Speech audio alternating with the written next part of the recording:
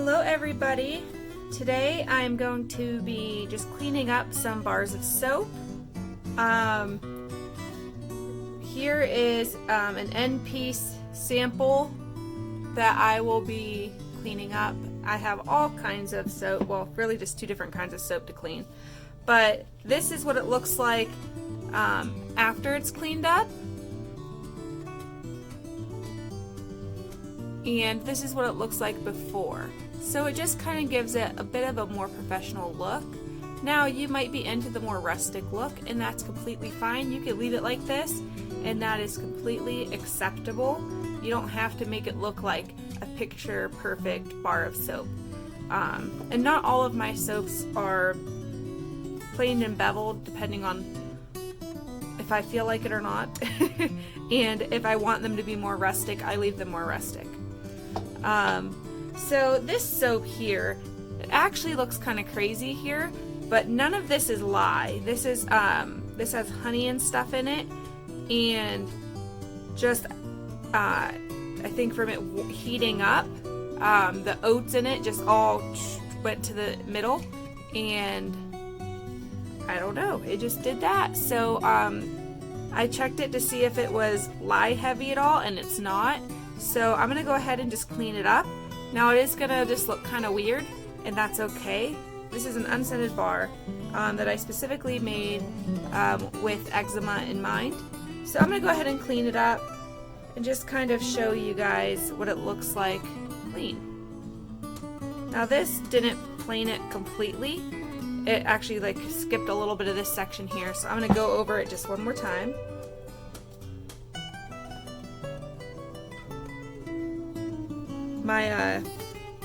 My dog Tiberius, he was a big Rottweiler, about 110 pounds. He actually just unexpectedly passed away last Thursday, and I still keep finding dog hairs everywhere, dog fur, just to remind me of him. So, yeah. That's not really fun. Not at all.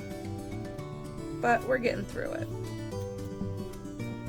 So this planer slash beveler I got from Amazon, and it wasn't that expensive. I think it was like $10. And then on this top section, because it's not completely flat, I just use a potato peeler or vegetable peeler. And that just helps get this top here beveled. Yeah, that's it all cleaned up. So here's one that's not cleaned up, right here. And then here is one that is cleaned up. So one good thing about beveling soap is when you first go to use it, it can be quite sharp on the edges. I'm not saying it's gonna like cut you or anything, but it's just kind of uncomfortably sharp. I don't know how to explain it, but yeah, so these sharp edges they're just not like the most pleasing to touch. So a lot of people do bevel them for that reason, and I think a lot of people just like the general look of a beveled soap. Like I said, you don't have to if you don't want to. And I could actually just use this for the whole bar. Sometimes it's quicker, depending on, you know, my mood. But there it is, all cleaned up. So you could use the planer and the beveler for that, or you could just use this. So really, they both work quite well. If you don't have a steady hand, then this isn't a very good idea. Or if your soap is really, really soft, I would either let it sit for about a month and then do it, or use this instead, because this you could easily make big dents in the side of the soap if you're not super careful, or if you don't have a really gentle touch. So just something to think about.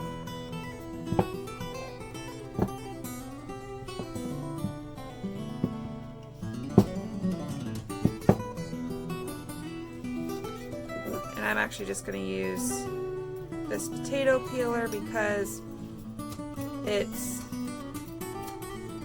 working just fine right now. My soap is hardened enough to where I'm not like doing any weird sketchy stuff on it, because if I do it too soon I do accidentally get like little notches in there and it just doesn't look that nice. Alright, so here's my other batch of soap that I'm cleaning up. This is my oatmeal milk and honey soap. This colorant right here is turmeric powder, and then this down here is just the natural colorant, and a bit of the actual fragrance oil discolors to a bit of a beige. So I wanted it to kind of look like the honey was dripping out of the honey pot, so that's why I did kind of like a heavy drop swirl on top. Yeah, so I don't have to plain and bevel this. I could leave it as it is, but I'm going to just because I want to make it a little neater. So I'm going to go ahead and slide it. And I don't know if you could see, it has a bit of a sheen to it now. And you have to be kind of careful when you do have tiny little harder particles in your soap, because they will leave drag marks. And if you don't really mind that, then don't worry about it. But if it's something that really concerns you and you do have harder things in your bar of soap, then I would go ahead and skip the planing and just go straight to beveling, because like I said, you don't really need to do it, and then that just leaves more soap for your customer. So I'm going to go ahead and just take care of those sides. Clean it all off. And then this is what it looks like all cleaned up. Now here's a side-by-side comparison. Here's one that's not cleaned up, and here's one that's cleaned up. Now you can see the sharp edges on this one and the nice beveled edges on this one. Some people will even bevel this little edge here. I don't, because that's when I always mess up, so I just don't do it anymore. I don't bother. I think it looks fine the way it is. And then if this starts getting a little tacky from the soap, then you could take some alcohol. I have some 91% isopropyl alcohol, and I just spray it down and just kind of, I have like my soaping rag here, and I just kind of do a little scrub, get that residue off. That way it doesn't leave any residue sliding across the soap. And then I make sure that it dries good enough, and then I'll actually go through and finish doing my soap. So I have 3 more bars left, and then a couple samples to do, and that'll be it.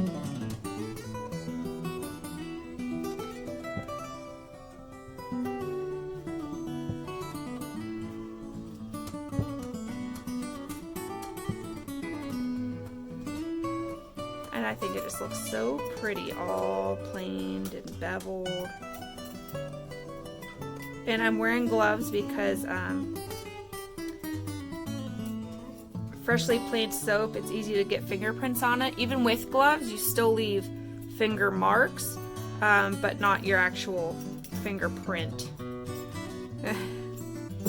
So there you go.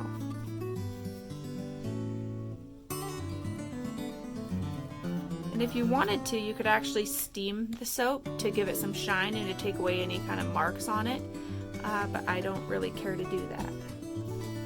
I'm not too picky. I wish I was, but I'm not.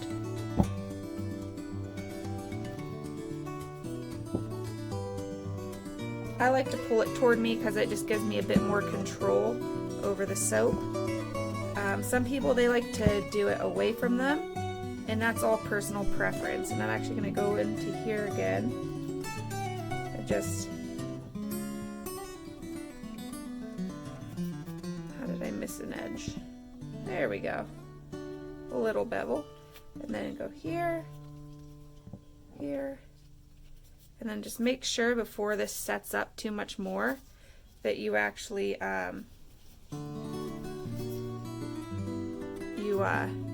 get any like little chunks of soap off, because it will dry to it, and it's harder to get off later on than if you just kind of pick it off now, clean it up now, and then set it aside and let it finish curing.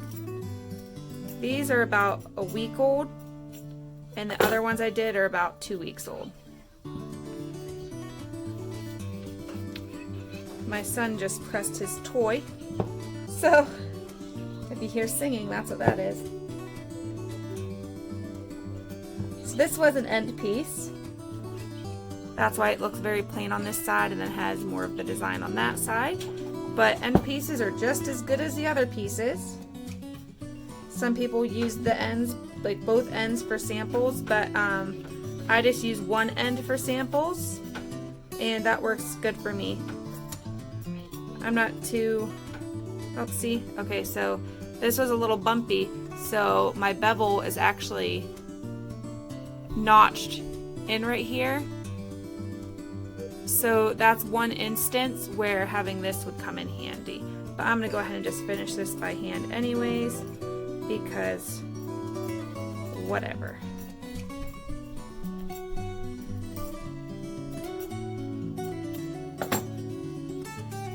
And there you go, a nice cleaned up bar of soap.